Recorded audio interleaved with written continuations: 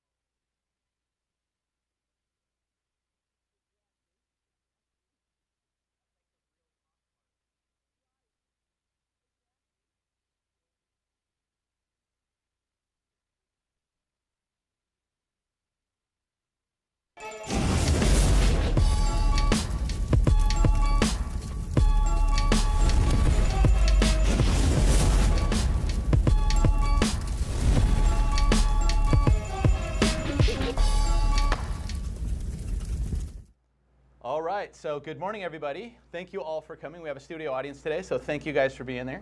And also, we have three great guests. Hey, Peter, can you just test out the mics? I want to make sure I can hear you guys. Peter keeps muting you. Peter keeps muting himself? All right. He's muting you. Oh, he's muting me. Oh, great, thanks. That's Peter. He's really upset that he's not sitting here. But that's the way that it goes. Basically, we're really excited. This is the first time that we're really kind of trying something new. We are running this via Zoom. We have it on Facebook. It's being run through JetBlue. It's being run through about 4 or 5 different companies. We've got switches going. We can show the screens. We can do all kinds of fun stuff. So a little bit of technical new nuances that we're trying out today, but it all should be good. So I still can't hear anybody, by the way, Michael, but I just want to let you guys know, here's who we have today. First up, this is Lori Robinson. Lori works here at Coldwell Banker Associated Brokers. Lori, I was telling Carrie and Karen, Lori is one of our super consistents, somebody that's in the top 10 kicking butt every single year, and that's like my favorite type of agent, so thank you for being here. Thank you for having me. And I just want to mention this too, and again, it may not sound like a big deal, but it is. For example, she just hit and closed her 20th sale year to date. So that's really good. So if she keeps on that track, that's 40. 40 sales is pretty legit in this market, given how hard it is, right? And getting everything through. So good job, Lori. Thank you. Next up, we have Karen Vargas. Karen is, and when we call this the goats of the business, a lot of people are like, "Why is she a goat?" Not that you guys look like goats or anything like that. I'm trying to figure that out too. It's a Tom Brady thing, the greatest of all time. So these guys have been around the block. They'll school anybody out there. There's no question they can't answer. But Karen has been in the business. I think she said 37 years. 37 years. She started when she was 10.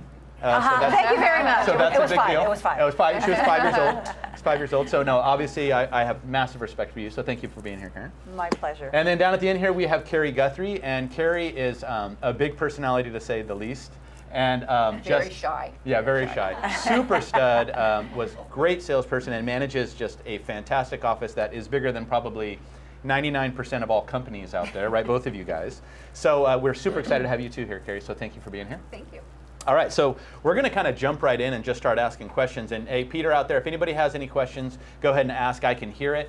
We can't see you guys, but we can hear it. So firstly, I'll just start down at the end, Carrie. Top producers. You have been managing an office, and you have people that have probably done well over $1 million, and you have people that never closed a sale, all right? So that being the case, what would you say are kind of the traits of the top producer? What do you see that's like all the same in all of them, or is there something similar? There is a similarity. Chuck, what I see, number one is they're fearless. And everybody hears me say this all the time, but that is a huge trait. They're not afraid to pick up the phone. They're not afraid to do some type of action work. But they all have systems, and I see them come in. If we are in the office they're in every day. When COVID hit, things changed, but I would hear from them every day. So their attitude, their mindset, and their systems, they all have it, top producers. Attitude, and what kind of attitude would you say that is? Like attitude, like I'm number one, or that kind of attitude? Or? Well, some of them. You know who you are. Okay. But attitude towards, they're going to get every transaction. Every listing they walk into, they're the best. And confidence. It's all up here. Nice. I'm going to ask you the same question, Karen. So, traits of a top producer. Most important, what I see is those that have goals. I firmly believe in knowing where you're going. So, one of the core traits of any highly successful salesperson is waking up your achievement drive. We're all born with the achievement drive, but we don't wake it up until we know where we're going. So having goals and establishing a system. I'm a total systems person, but you have to have a goal, and you have to know what moves you with that goal. So it's your why. You need to know what your why is. And typically it's not going to be money. People get surprised about it. You have to know your why, and it goes a lot deeper into it. But that goals are, to me, that's the basic, and that's a trait that I see. But before we go any further, I'm going to actually have you explain something that I thought was really cool that we talked about yesterday.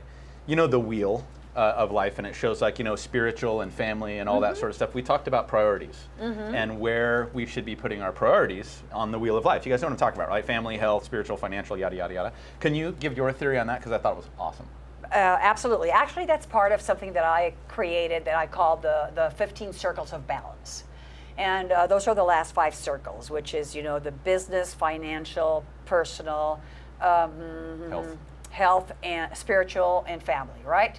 So I always ask the agent, so which one, if any of these was more important than the other one, which one would it be? And typically the answer that I get is obviously family or spiritual. And I always say, here's the deal, okay? Don't get mad because I'm going to say this because I know family is important, but the most important piece is your business. Why? Because if you take care of your business, then how's your financial status? Great. If your financial status is great, how do you feel personally? If personally you're strong, how's your spiritual life? If your spiritual life is strong, then is your family happy?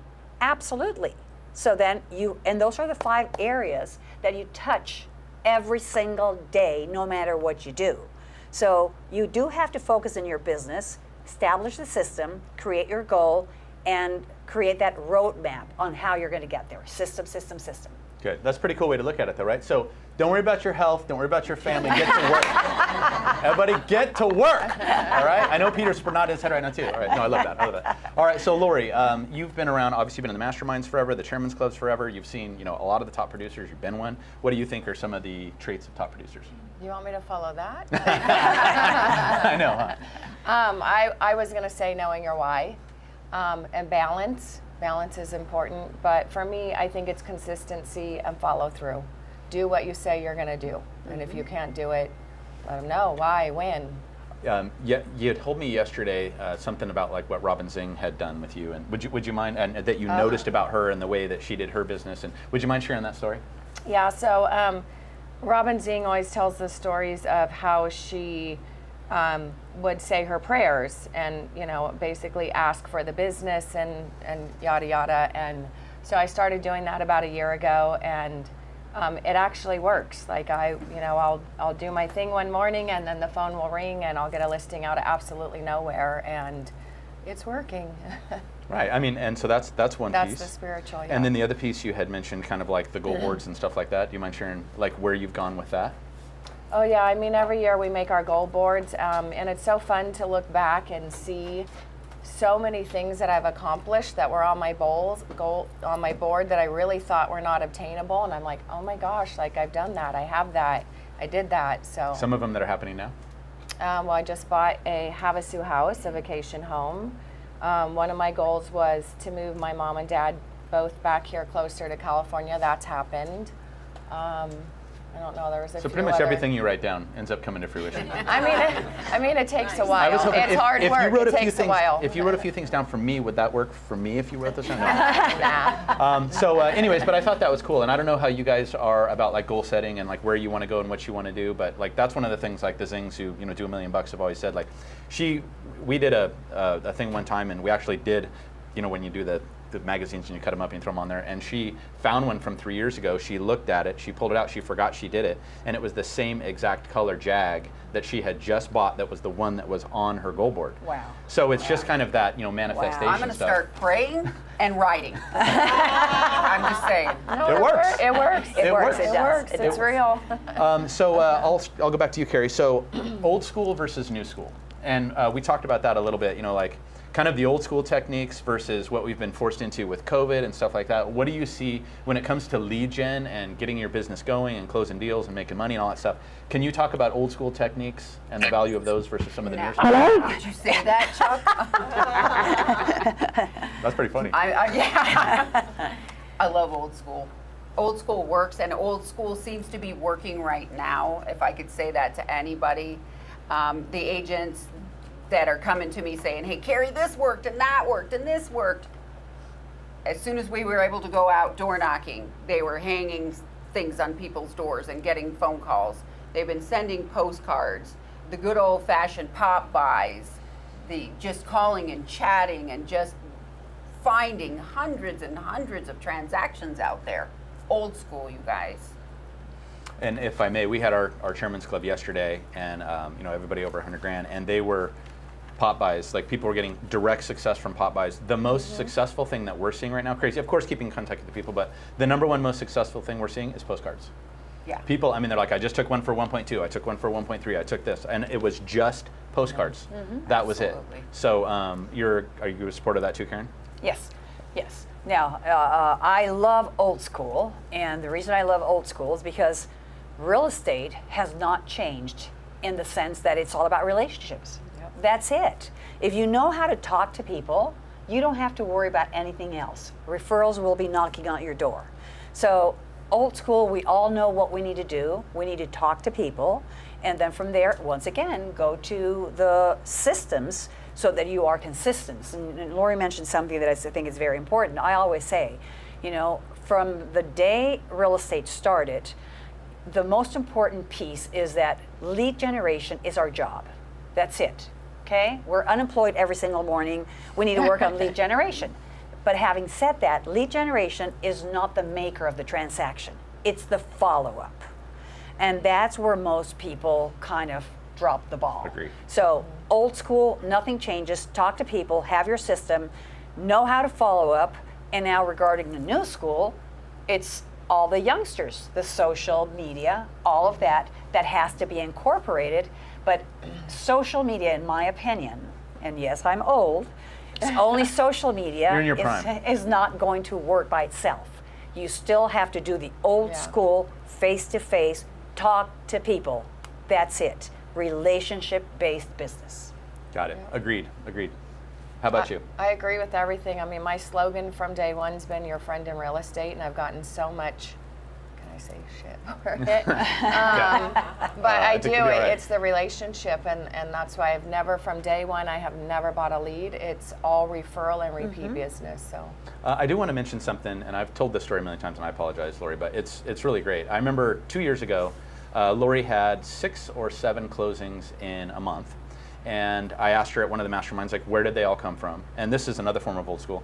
Every single one of them had come from floor time. Every one of them came from floor time here in the office. And that was a little bit different. That, you know, people calling into the office, people walking into the office, but she'd cultivated those people over 2 or 3 years, right? Which is what you have to do. And by the time, you know, it all just came to fruition in 1 month by continuing to keep in contact. So like you said, it's the lead gen, but it was her follow-up pieces of continually keeping in contact with them that got her to, you know, kind of step forward. What do you think? Floor time today. You did floor time today? I still do floor time. I'm listing something that was a floor time walk-in from 2012. Nice, nice. So Good for you. Yeah. I mean, it works. And the other thing it does is it gets you in the office. And that would be the next question. And we don't even have this on the list, but Carrie, what do you think about the importance now with COVID ending about, you know, being around other agents and all those sorts of things? Do you have an opinion on that one way or the other? I have a Maybe I shouldn't ask this. I have a big opinion. right. Peter, don't listen. Shut your ears, Peter. I love the energy. I love being around the people, and I think energy makes energy. And some of the best times in real estate is when you see agents fighting at the copy machine, trying to push ahead of each other because their appointment is way more important than someone else's. So I thoroughly believe in being in the office, and don't shoot me, Pete. I agree. I believe that success leads to success. So the synergy is very important. COVID has taught agents to work virtually. So now we have the best of both worlds because we can have, you know, the virtual work from home. But I do think it's important to have a place where they can come in and maybe not make their desk their permanent home because nobody's going to buy a home from you in the office, but to have that place where you could go in, feel the energy, and you know, it's contagious. Right. Absolutely. I'm in favor of, you know, I do a lot of potlucks and stuff like that because happy agents produce, and also that's the way that we truly become a family. So, Well, yeah. and can I say this? So one of the things that our agents get so excited when they write an offer on something that is in-house, because at least they know that agent, as opposed to like faxing or, you know, sending it off to 32 with 32 other offers to an agent that you don't know. And so the relationships when you're doing the kind of volume West is and Associated Brokers in this area can really help too. Knowing that agent, knowing you get things done, you close your deals, your lenders are going to do it, you know, same escrow and all that sort of stuff. And the on that? patting people on the back, you know, it sounds stupid, but having a bell in the office, and every time that somebody closes a deal, you ring the bell, and everybody goes like, "Hey, great, Chuck, congratulations." That just kind of fires people up. I think that's important. True. Now, Lori, through the entire COVID, I don't think I saw more than a couple days that you were not in the office. No, actually, during the guts of COVID, I was at home but I felt so guilty because from day one when I hired on with Margaret, I remember asking where was my desk, and Margaret said, "You need a desk? Like, why don't we see how it goes?" Sounds about right. And I said, "Margaret, this is my full-time job. If I'm going to be Rookie of the Year, I'm coming to the office every day." And I came to the office and I did, I don't know what, but I came to the office every day, and then people started feeding me, you know, cold leads. Like, here's a name and number. If you work it, give me a referral. And I can't tell you how many deals. I think I put a deal together with Sue Collins during the short sale days, overhearing something in the hallway. So I 100% believe of being in the office. Awesome, awesome. Okay, so I want to go back to you, Karen, real quick. You keep saying systems, consistency, systems, consistency, system. Can you talk a little bit about what you think a good system looks like? Again, I created something that I call the 15 Circles of Balance. Why? Because I do believe that it's important to get balance. When we start real estate, we work 7/24. Nothing makes me cringe more now than when I see 7/24. You're professionals and you don't have to be slaves. So the first thing that I think is important is to have your sphere of influence sorted and in order. That's a system so that you know what to do every single day. You need to know when you wake up, who you're going to call, what you're going to say. Today, it's so easy because if you haven't talked to somebody for quite some time, you go into Facebook. Okay, oh, I see that little Johnny is now playing baseball. Okay, so you make a phone call and it's easy. But you need to make sure that you have it written down. The way you do your sphere of influence is you go from your A pluses to your Ds. A plus being the smaller circle, which is just like in school. The kids that got A pluses, I was never there, is a smaller circle. No realtor was. Then you, No then you have the A's, the B's, the C's, and the D's, okay? And the way it goes is your A pluses are your past clients and your anybody that has already referred people to you. Why? Because that means that they already trust you. The most important piece is earn professional trust. Then you have the A's, that it's most likely anybody that would like to see you succeed. Peace. Hopefully. Your friends and family. If your mother is using somebody else, Houston, we have a problem. Yes. Then you have your B's, which are the ones that would give you referrals if you know that you work by referral. We need to make sure that we know when we look and act successful, they don't believe that we need it. The C's are your holding bucket, which is those people. If we have 100 people in our sphere of influence, we see and talk to the same 25 over and over, and the 75 are the ones that we run into at Costco. It's like, oh my God, Chuck, I haven't seen you forever. Let's get together. We don't. So you have it on the C's, and you have 30 to 90 days to convert to the A's and B's. And the D is dead or delete. Okay? Now, it doesn't mean that you have to delete them from your life. But if somebody tells you, oh, I got my real estate license, they go on a different path. You're not sending them stuff at Christmas? I'm not, definitely. Just checking, okay. Okay. So when you do that and you know what to do every single day, that's, I think, the flaw with brand new real estate, Chuck, agents, that they get so excited when they have the first transaction, because when you hire a new agent, they're successful. They do what we tell them to do, and they're successful. And the top agents are saying, what are they doing? Well, they're just listening to what we have to say, right?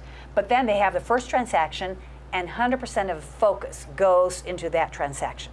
So then we have peaks and valleys. So we need to make sure that we get the rolling hills. You're never going to have a straight line, but if you do that by having that follow-up system and knowing what you're going to do every single day, and I know that I talk a lot, so that's it, I'm done. Okay, good. You guys get that? All right, so Lori, you want to talk a little bit about your system? And I know that, and I'm talking about the way you contact people, the way the mailers you do, the pop-bys. Do you mind just sharing kind of a brief overview of what your system looks like? She acts like it's not organized. It is. Well, I have checklists. I'm very, I like things a certain way. But I text, I email, I have my holiday drip. I do a birthday card, a handwritten birthday card with a lottery ticket. If somebody gives me a name or sends somebody my way, they get a Starbucks gift card with a handwritten note, whether I ever talk to that person or not. I do my pop-bys and my thank yous. Christmas, always a couple hundred cards go out. Some have a gift card in them, some don't. Some have a pizza coupon. Some get Popeyes. So, I mean, obviously, it really hurts when somebody you think that would use you uses somebody else, and then you're like, wow, I didn't do a good job. But most of the time it's our own fault. No, and that's what I'm saying, yeah. So you think even with everything I do, there's still more that I could do. But like this guy I'm listing next week, he's from 2012, and he calls me his Easter Bunny Christmas fairy or something because of all the Popeyes that I always do, so. I like it. So did you guys kind of got that, right? So they get something on their birthday handwritten with a lotto card. She pops by a scheduled time of years dropping things off, whether it's Easter or holidays or whatever. She's constantly sending mailers out to all of them. They're on her drip email. How often do you call them or text them? Or do you? When they pop in my mind, when I drive by their house and they pop in my mind, you know, I don't touch all of them like I should. I mean, I do by drip or by the Christmas card or whatever, but I followed your action calendar for a long time. Like in my phone, it tells me text 10 clients today, do this, do that. And so I try to always follow that, but I don't touch everybody like I should, I'll be honest. So if I did, I'm sure that I would do even better. Carrie, any other pieces of the kind of systems that you would suggest? Well, everybody's talked about that. When we talk about new school, that's where I think you social should media. use the Yeah. systems way better than our index cards that I started with and Karen started Rolodex. with. And, What's yeah. that? I'm too young. I wouldn't know what I still like paper. I'm kidding. Go ahead. But as far as keeping in touch, I do see that the agents that are producing the most and are the happiest are the ones that are the gift givers and the ones that aren't really pinching pennies per se and are going way out of their way to do things for their sphere.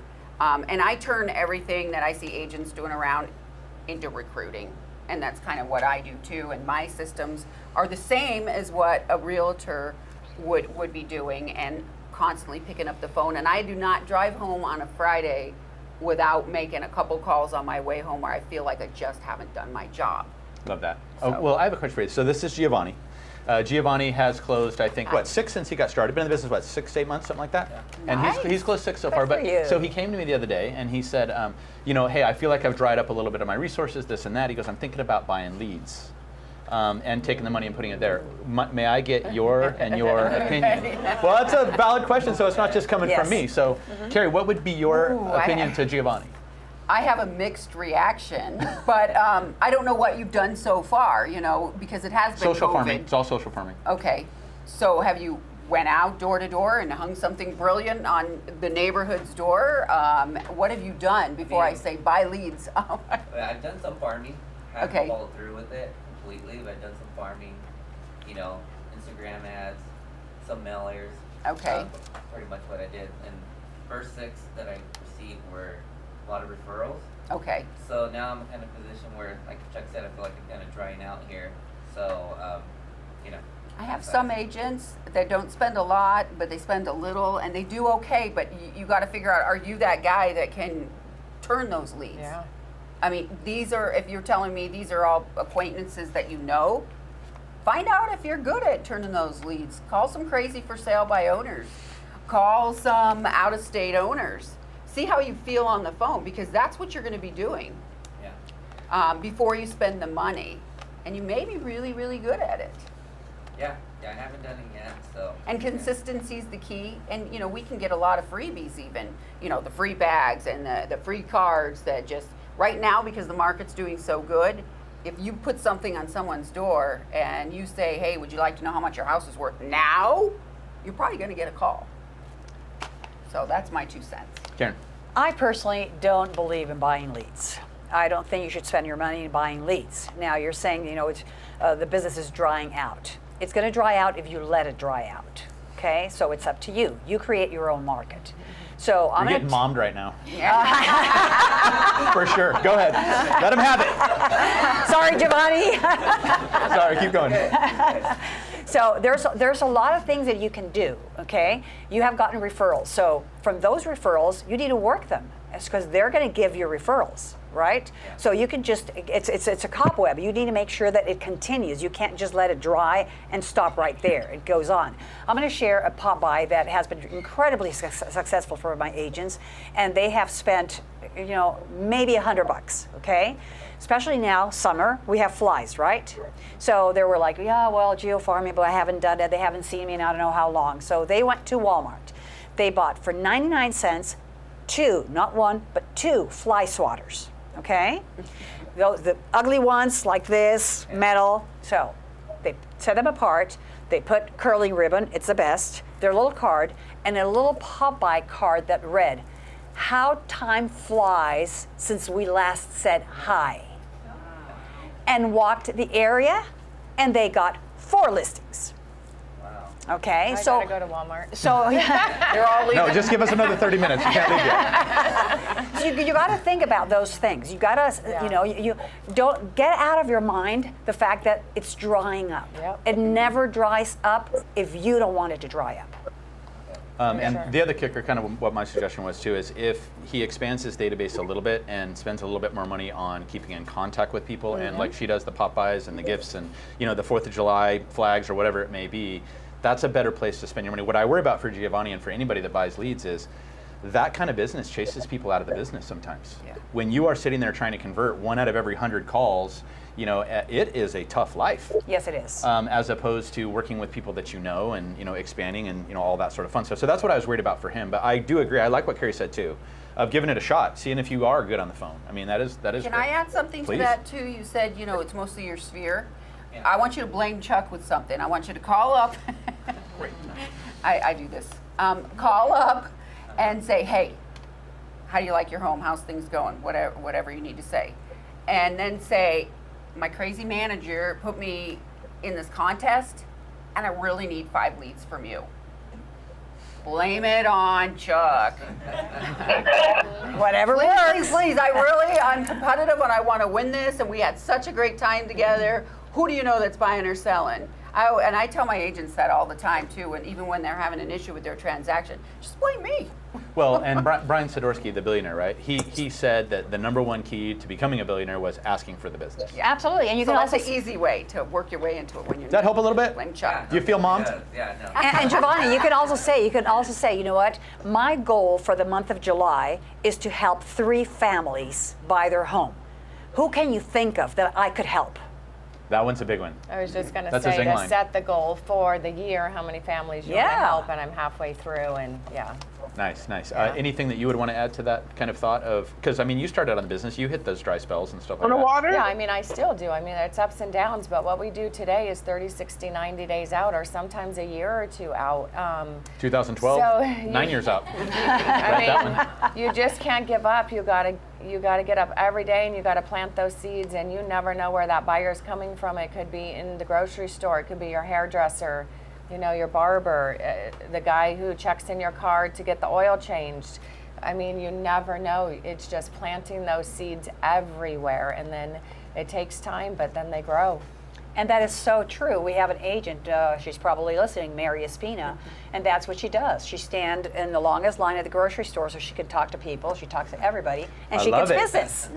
She gets business Stand out in of the it. longest line in the grocery store. Uh-huh. I'm stealing that. Way to go, Mary. I'm stealing that. I like that one. I like If that. you go to Old Town Temecula, you will see JP's cards everywhere. That's pretty funny. He leaves them everywhere. So. I love it. All right, cool. And by the way, if anybody on the Zoom call has any question for any of these guys, just feel free to interrupt, okay, and let us know. So, okay, next couple questions. How about this? And we'll start down at the end again, Carrie.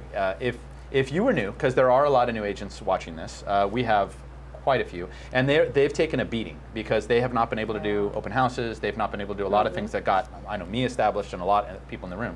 So what advice would you have for somebody that's just jumping in the business that wants to start building a solid foundation and get rocking and rolling and making money in the business? Like, what's the quickest way to a paycheck and to get rolling? Well, it would be a little time consuming, not too quick, but I would absolutely pick up the phone and call everyone you know, anyone you've ever met, any relative, anybody, and get excited with them. Hey, I just finally got my real estate license. I'm super excited. I really need your help. I work here, I do this, I do that.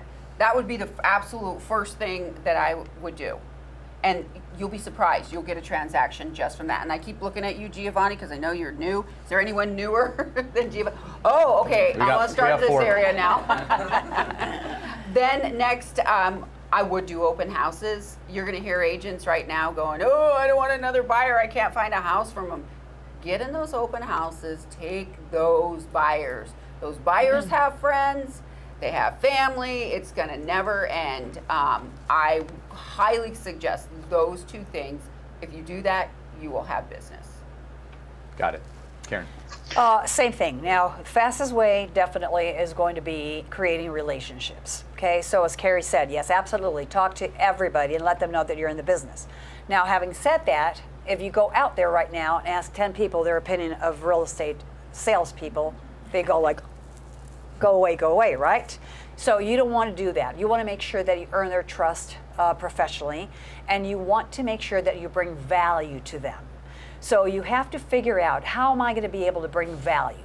So there's a lot of ways that you can get, great articles related to owning a home, or how to take care of a home, or how much is it worth, putting a pool in. Stuff like that. Give them something of value so that you become the trusted expert in that area. If you do that with the people that you know, they're going to start telling other people, and you will start getting people knocking on your door. Got it. Lori, quickest way to kind of get your business going? I hear it's open houses. I'll be honest, I've never really been an open house person. I don't love them. But floor time, I live, and when I was new, I lived and I breathed floor time. I was on the schedule and I was in the office, and if anybody couldn't take it, boom, it was mine. And you know how many deals I've done from floor time that are clients today. So, and then again, just letting everybody know what you do. Yeah, you've got. Don't be a secret agent. I've never been one to, until the last year or so. Like last year was like my best year ever, and this year hopefully is a repeat. And it's because I started asking for the business, not being annoying like that. I'm not that person. I'll talk them out of a deal. Hey, I'll talk them out of a deal before I'll write an offer for them. But just asking for the business by building the relationship and the trust. Right. Yeah. And I'll ask you guys too, and what she just said is important. We find that a lot of the newer agents, because I think we have like 120 people that have done less than 6 deals in the company that have come in, like especially, like there's been a huge influx. But I find that they are all fearful of calling their family and friends and asking for business because they think they're going to be Amway salespeople. Chuck, that's so true. And when I hire a brand new licensee, and even for my seasoned agents, this is what I always suggest. You need to make sure that you can articulate your value. So the best way to do it, and I recommend for everybody to do this, take 45 minutes uninterrupted without your cell phone and ask yourself, if I had to buy or sell a home today, would I hire me and why? And you need to make sure that you come up with reasons that are not what everybody else says. Oh, because I have knowledge, because I am honest. No, it's not a value proposition. No, and it's about, right now, remember, it's about them. It's not about us. So you need to make sure that you start using what I call the 6 magic words. What this means to you is, like that you could learn to convert features into benefits to them, and then that works. And one of your biggest benefits, and I agree with Karen wholeheartedly, of course you did hear my first word was fearless, because I believe you have to be fearless.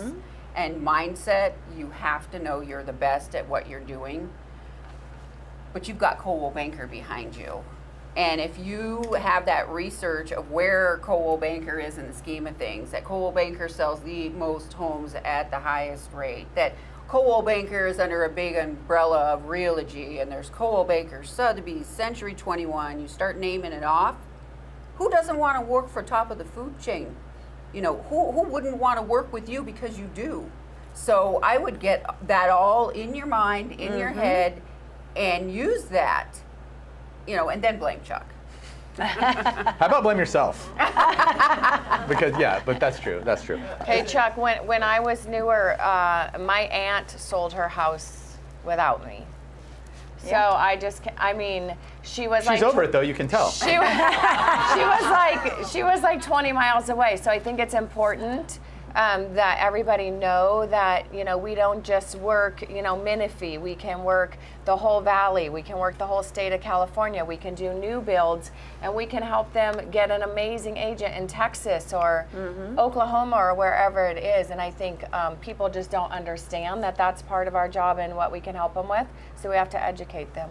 And I'm going to say something terrible, and I felt really guilty about this because we had a Minty mixer a couple nights ago, and we were talking about, you know, how many of you guys are nervous to talk to your family or friends about what you do and ask them for business and stuff, and it was a good chunk of them. And I almost think that if you are afraid to do that, this business isn't for everyone. This business isn't for everyone. And, and I feel really bad, and there's some people that, like, if you really cannot ask your, if you can't call your dad or call your brother or call your friend and ask for business, I just don't think you're going to make it. But they can be taught. They can learn how to do it. Right. Not all of them will learn it. Some people just won't be able to.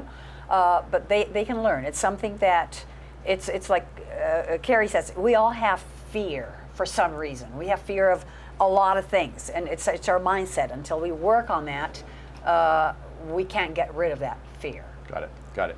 Hey, Michael, my pack died, my audio, so I don't know if anybody has said anything. But anyways, so can we, so let's just, I like, any questions from the audience right now? Yep. Yes, Darlene.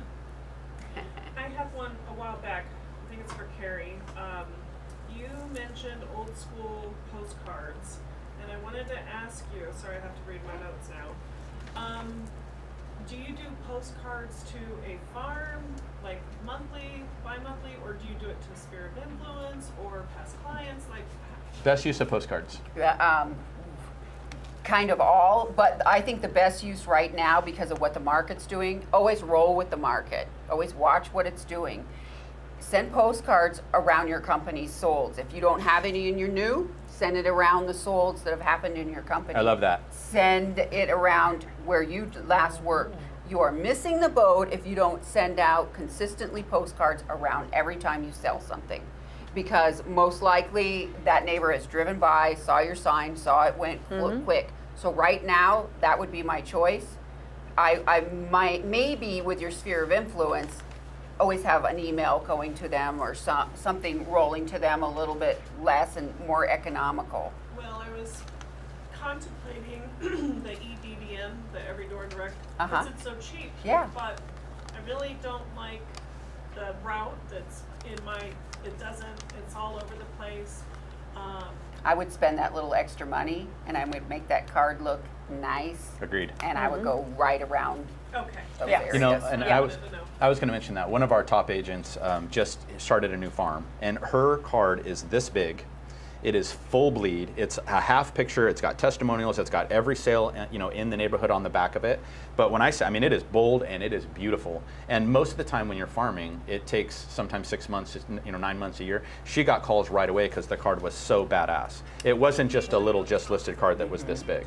You know what I mean? So I think that makes a difference. Can I share something that I saw a top agent, she doesn't do it as much anymore, but I thought it was brilliant, and I don't know why she's not doing it. She's not listening. we can She talk would about make it. these posters about this size, and they would have the homes that she sold. Picture sold, sold, sold, sold. Picture with the sold across, sold, sold, sold. Call so-and-so right away to sell your home, free consultation. She would roll up this poster and tie it on people's doorknobs. Now, who wouldn't use her? Think about it. A full poster? Well, a mini poster. Love it. But a good size. But all these little pictures of everything you've sold, now you could work with marketing and get it to be your companies and get everybody to say yes, of course. But I think it was brilliant, and she is a great agent, and she has never stopped working. And she did that in her beginning of her career. Karen? Okay, Just a thought. may I be the devil's advocate? I wouldn't expect anything less. Thank you very much. So yes, postcards right now are working. We're all receiving a gazillion postcards on every single business out there, right? You open your mailbox and you have postcards for everything. So postcards are working, yet, again, I'm gonna go back to the follow-up.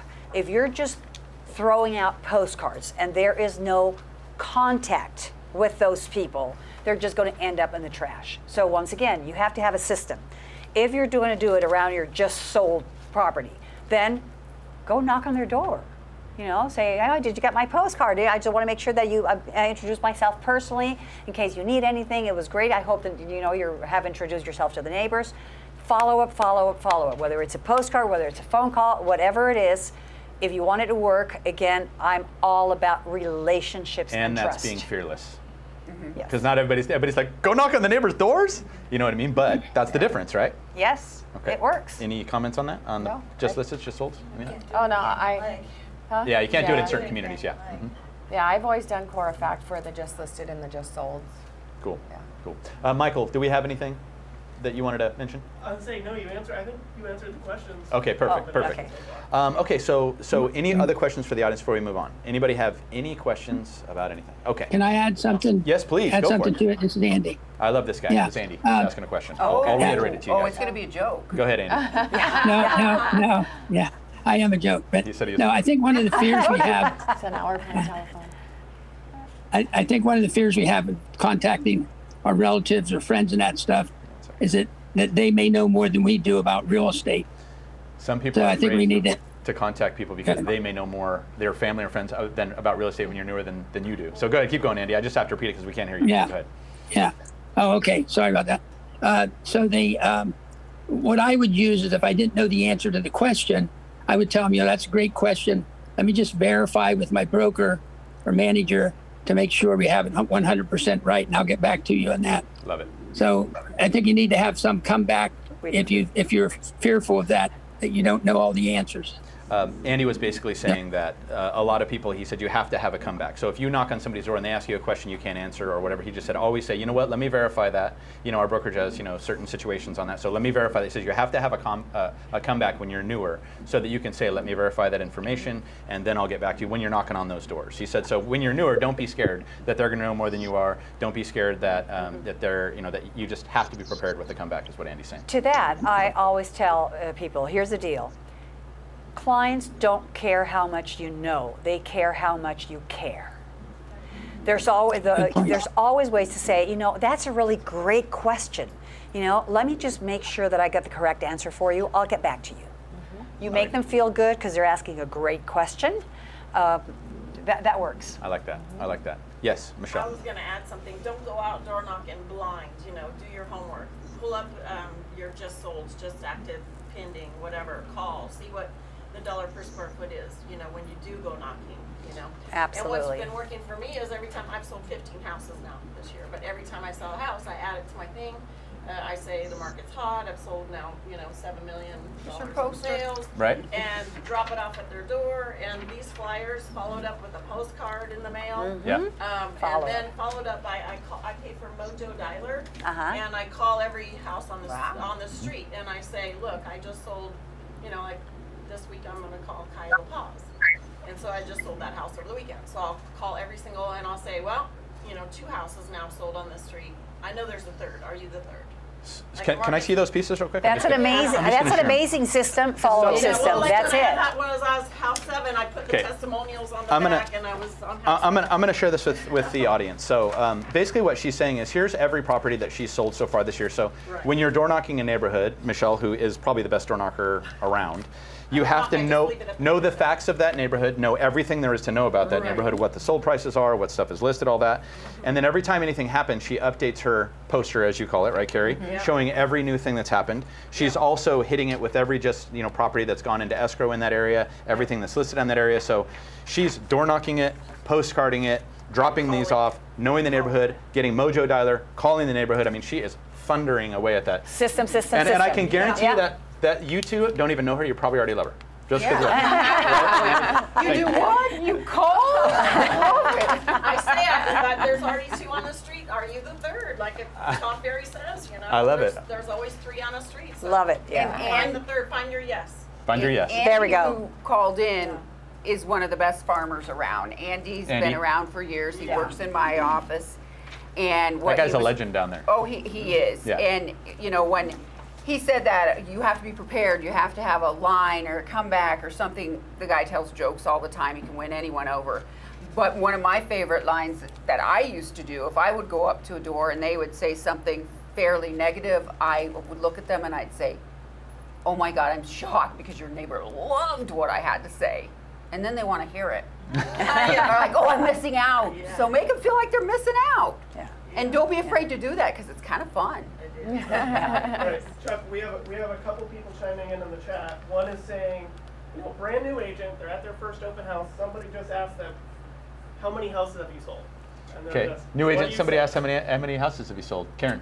Okay, what I say is that's the reason that you hide behind the Coldwell Banker banner because they know, everybody knows Coldwell Banker. So then you can say, you know what?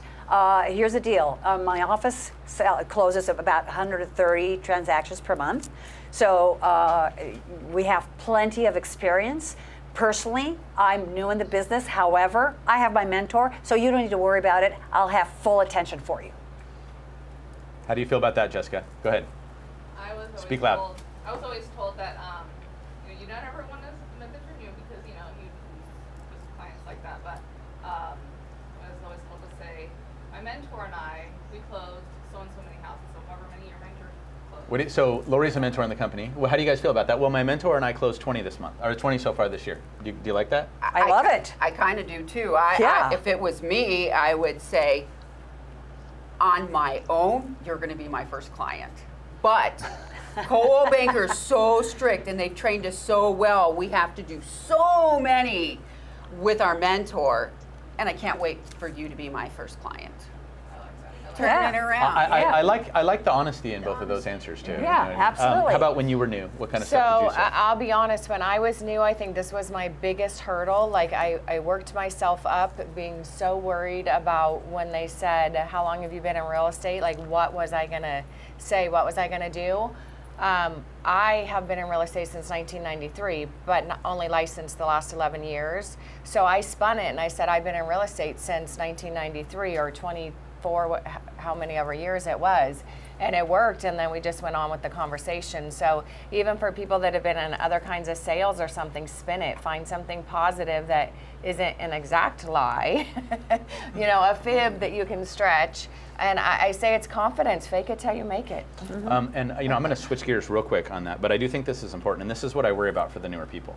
So if I were to Google Jessica, for example, no offense to you, Jessica, but you don't have a lot of reviews yet, okay? So, and Zillow's out to get us, we know that, so really it's all about your Google reviews and stuff like that now. So one of the suggestions that I had for everyone 2 nights ago was, if you've ever even shown a rental to a friend, if you've ever had any real estate conversations with anybody, put in your monthly calendar to add reviews in there. So on Wednesdays, my job is to get 1 review.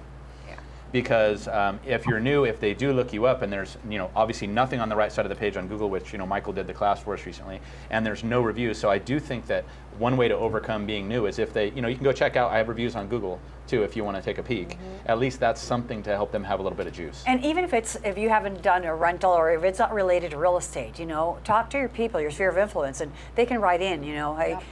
Lori is a great professional. Lori is such a caring person. Loved working with her. It's not in real estate. Maybe she was at a restaurant and she worked with them. So yeah, just make sure that they have something and to stress the professionalism and the care. That's important.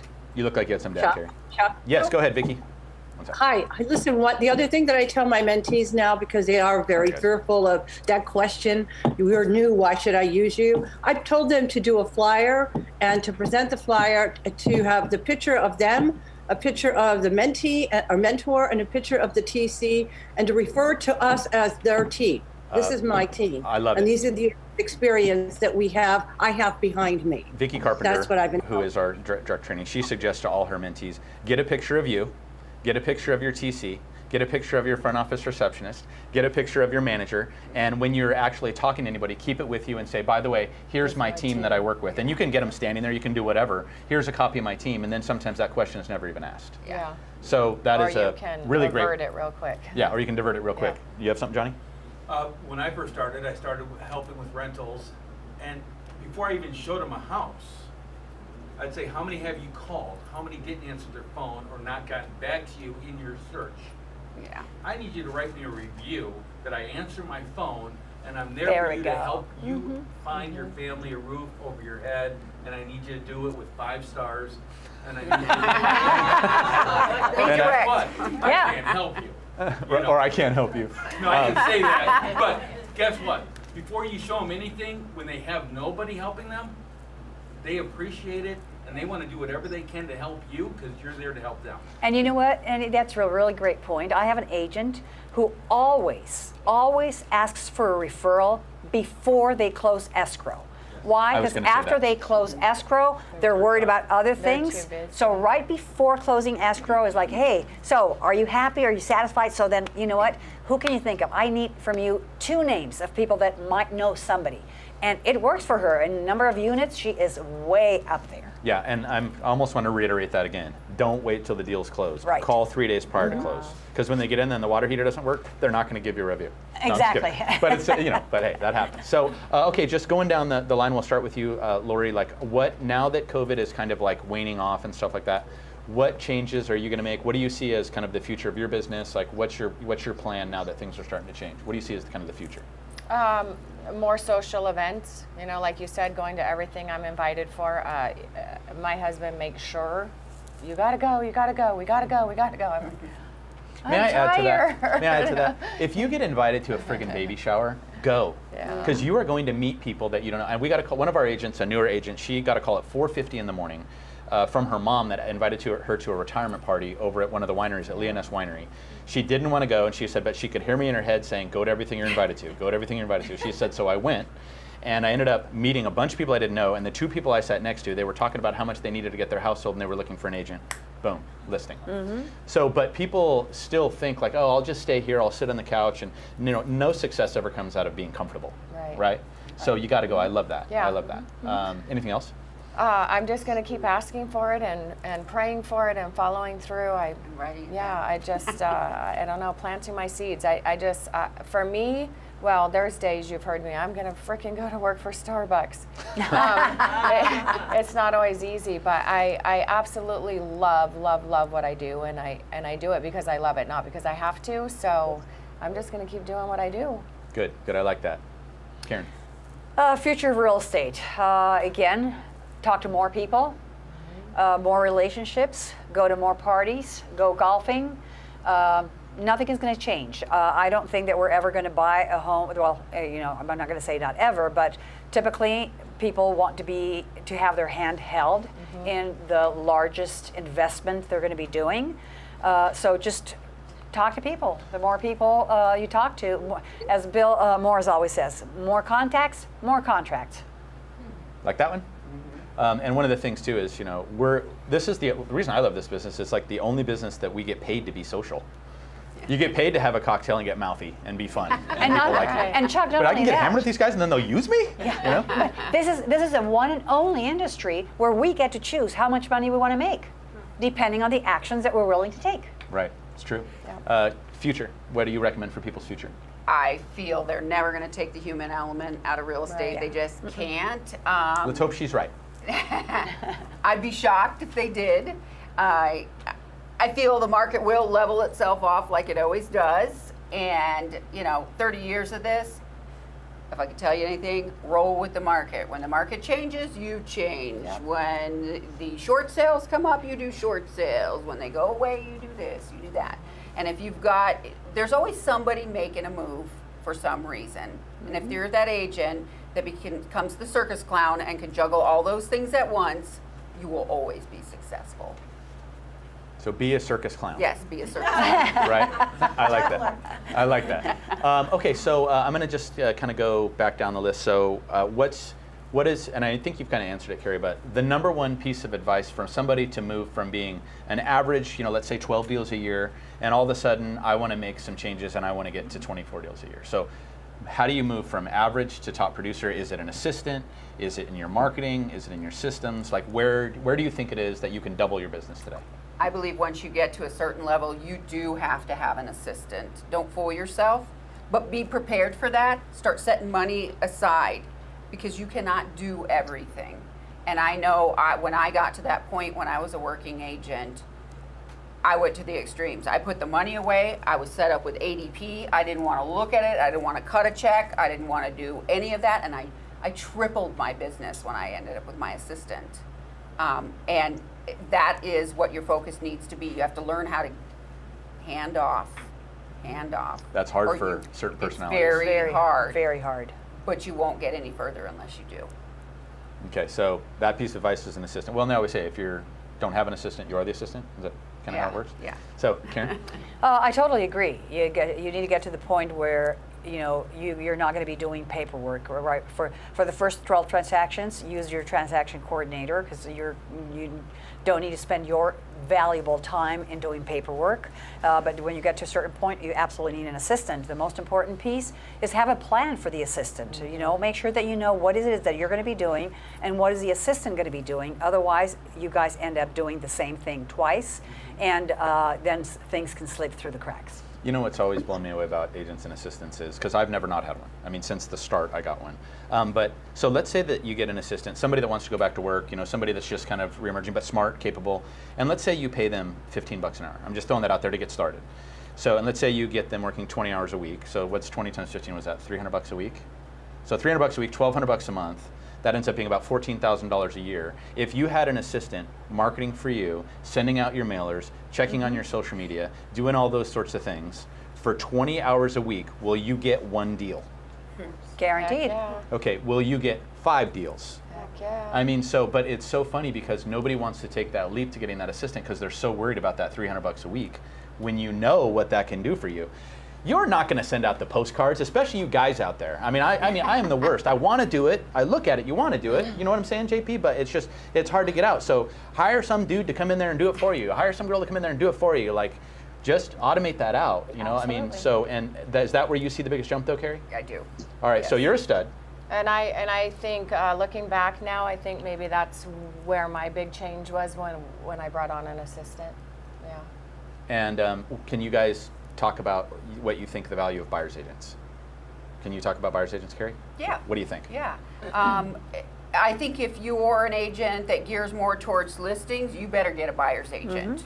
If you're 50-50 and you're handling it pretty good, then I think maybe you get an assistant. That's my view.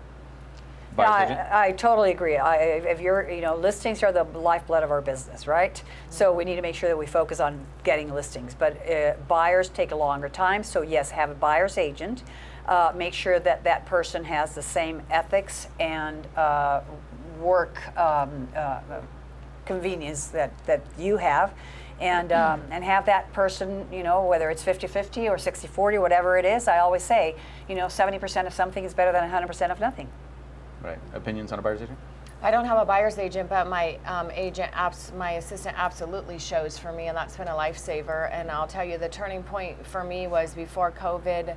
I didn't have an assistant, and I was showing 5 families, juggling between Saturday and Sunday, already 5 families. And there was one buyer I'd been working my butt off with, and I couldn't fit them in. So I said I could do it Monday, and I never heard from them, and I tracked their name on Realist a few months ago and found out they bought the home they wanted to see that I couldn't fit them in that weekend, and that was an $18,000 commission.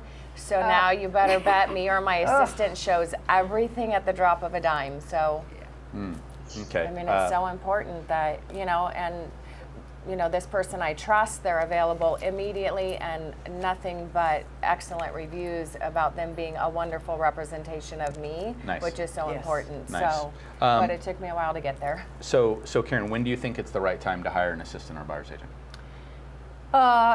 It depends on the complexity of the transactions that you're handling. If you feel that you're getting overwhelmed, do it. It's not a number. It's not a specific number. Right. It could be the 4th transaction that is taking you a lot of time to make it work. If you're getting overwhelmed, it's time to do it. If you want to be successful, you can't do it by yourself. True.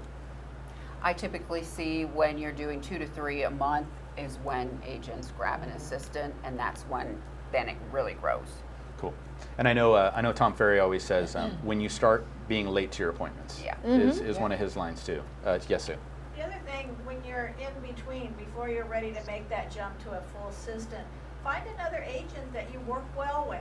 Yeah. And make a deal with them that, hey, if I'm really busy that weekend or something, hey, show this place for me. A split is better than nothing. True. Absolutely. You won't Yep. lose True. that client. And I Good know advice. I've done that in the past when I've gotten really busy. Is, share an agent, and they'll share you back. And even if they don't, at least you've got 50% of the deal, and they're your client. Right. Awesome. Absolutely. So, anyways, okay. Well, we are up. Our time is up. So, did you guys enjoy these ladies? Everything good? Yes. All right. Thank so you. good. And thank you guys for tuning in. And we're getting to the point where we'll be able to interact a little bit better with Zoom in this. We're still working it all out here in the studio. So we're getting there. But thank you, Carrie. Thank you, Karen. Thank you, Lori. Everybody, go out there. Have a great weekend. Answer your phone.